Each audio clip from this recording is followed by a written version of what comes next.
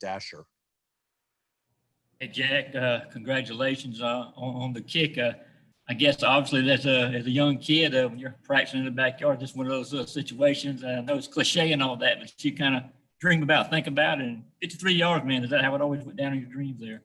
Yes, sir. Just how it feel. Just kind of take me through it. Oh, yeah. So, I was just faith in our defense and our offense that they would drive down or they'd stop the other team. And I told my coach before the game, my distance, I was good, 54, 55 yards. And our offense drove, and I had faith in them.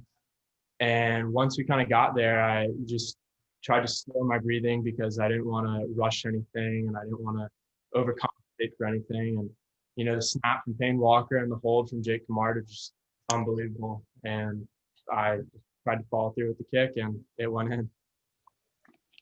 Next question from Generica Owens. Yeah, Jack, this question is for you. How important was today's game for you guys? And also, what did you guys do differently in second half that sped you guys to a win? Was it communication? What was it? I just think our team, we came back into halftime and we knew that we hadn't given enough effort and we needed to do more. And it was honestly we wanted to do this for the seniors and send them out with one more win. And as Coach Smart said, they're the most winning senior team there's been in the program. And so I'm happy to help with that in any way. Next question comes from Brandon Sudge. Hey, this is for whoever wants to comment on it, but what was the significance in honoring James Cook's father today and James's absence? Did you feel like you guys kind of won this game for him? And do any of y'all, have any of y'all talked to him since it ended? Well, I haven't talked to him, but we definitely played that game for all to see it. And definitely him and Trayvon, he wasn't able to make the trip because of COVID reasons. So all them together, we played the game for all them. Yeah, I agree with Nakobe. We had a lot of guys that couldn't be here. A lot of guys here going through trials and tribulations. And it was great for us to be able to get the win for them and the seniors. Next question is from Connor Riley. Yeah, hey, Chris, one of those seniors, Richard LeCount, I guess he got on the field for that last play there. What kind of impact did having him around this bowl prep sort of have with you guys, and how cool was it to see him actually get out there one last time? He had a huge impact. Like I said, he always giving me tips and reminders while I'm on the field and helping me out a lot. And it was very special to see him get out on the field on that last play and go out on top.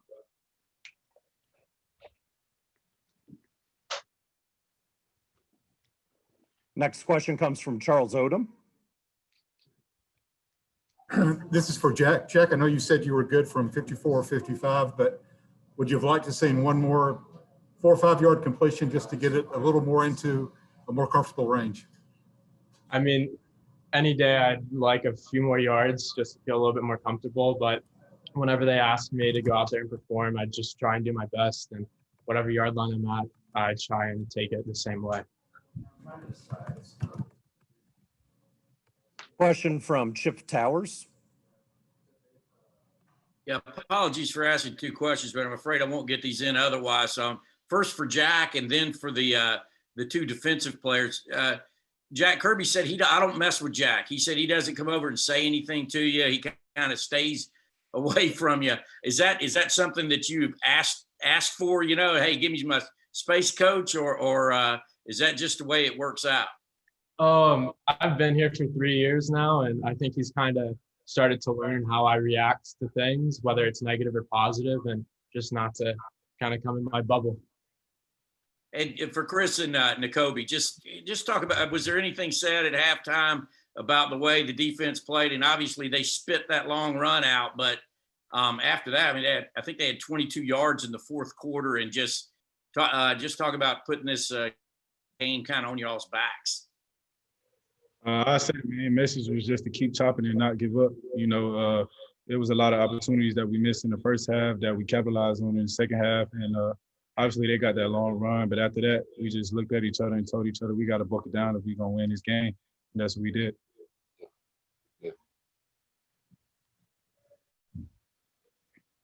Nakobe, would you care to comment on that as well? Oh yeah, I will. At halftime, we came in, we looked at what we had to fix and everything, and basically all our mistakes and everything, basically how we had to buckle down, fight through adversity. It's something that we've been doing this whole pandemic, and so we preparing ourselves that the whole past 4 or 5 months. So it wasn't much to just keep fighting and persevere. Sure. Question from Dean Legg. Jack, are you watching the team on the last drive, or are you doing what you have to do on the sideline to get ready? And if you are not watching, what exactly are you doing? So at the beginning of the drive, I'm over in the kicking net and I'm starting to warm up, just kind of get my leg loose again. Kind of keeping an eye on the clock, especially just so I know where we're at, whether we're going to have to call a rushed field goal.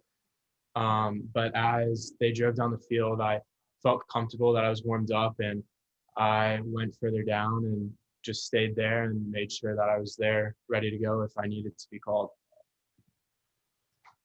We have time for a few more minutes with the student athletes. We'll get in as many questions as we can. We'll start with one from Jed May. Hey, Jack, kind of a two-parter for you here. One, Kirby said he thinks it helps you that, Cincinnati didn't have any timeouts. You didn't have to think about the kick too long. I guess how much did that help you going out there? And two, the TV cameras looked like they caught you after the kick, kneeling down just in a moment of reflection or prayer or something like that. Just what was that moment, and what did that moment mean to you? So first part of the question, yes, I would say it was helpful that they didn't try and ice me. I think it would go both ways though. Just going back to the Arkansas game, first game of my season, they actually tried to ice me and I hit the goal post. And so that actually helped in my favor. So I think it goes either way. And second part of the question is just trying to remember why I'm here, and God put me here, and God is good because it's just amazing to be here. Next question from Jillian McIntyre. For Chris and Nakobe, with the defense putting up 8 sacks on the day and continuous pressure on Ritter, can you both discuss how these moments and Aziz's performance in particular provided that much needed momentum? Well, yeah, that pressure that they put on that quarterback and definitely in the second half was big. Coming into halftime, that was one of the main things we said. We had to contain the quarterback because he was running around making plays, and we knew he was a good player coming in. So second half, we got on him, and I basically told him that we basically discussed that we need to do better in containing him, and I feel like in the second half we did.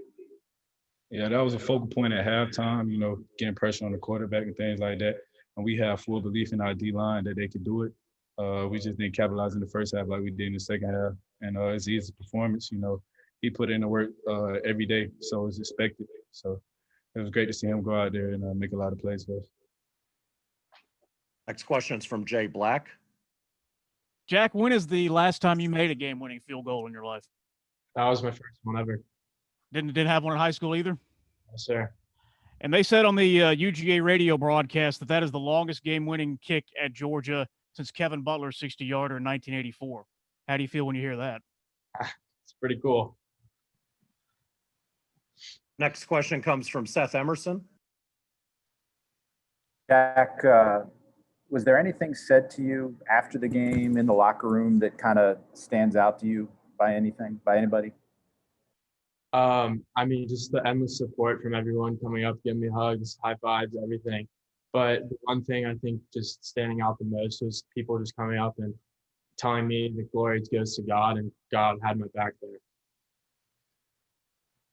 Okay, we'll have time for 2 more. We'll take first one from Mike Griffith and the last one from Mark Weiser. Mike, please go ahead. Yeah, Christopher, I know, overall rough day for the secondary, Kirby said, but you guys settled in the second half, as we talked about, only, 32 yards on 27 plays. What happened for you guys to come together in the secondary? I know you were missing some parts, and in the end, you guys on the back end really got it done. What happened for you back there? A lot of it in the first half was just communication and anticipation. And, in the second half, we came out, we made sure we was talking to each other, calling plays out early and, just taking stuff that we learned from the film room to the field. We got a lot of adjustments on the sideline, so everybody come off the sideline, get right on the bench and take the adjustment in from the coaches. And, they helped us out a lot. A lot of other players on the team helped us out a lot. Just that brotherhood really came through today for us. And our last question comes from Mark Weiser. Nakobe, I want to ask you about George Pickens' last couple of games, what he's meant for the team, that the connection with JT, and then obviously you and him, are sophomores, but you have some key guys on this team that have NFL draft decisions. Are you curious to see how Aziz and Jordan Davis, if they're going to be back with you? It's great to have George on the team. He's definitely a big part of our offense and everything like that. And, Aziz and Joey, it'd be great to have them back to come play with me again. But if they do choose to go on to the draft and everything, they do have my full support. They're my brothers for life. Chris, Nakobe, Jack, congratulations. Happy New Year. Thanks to everybody for participating.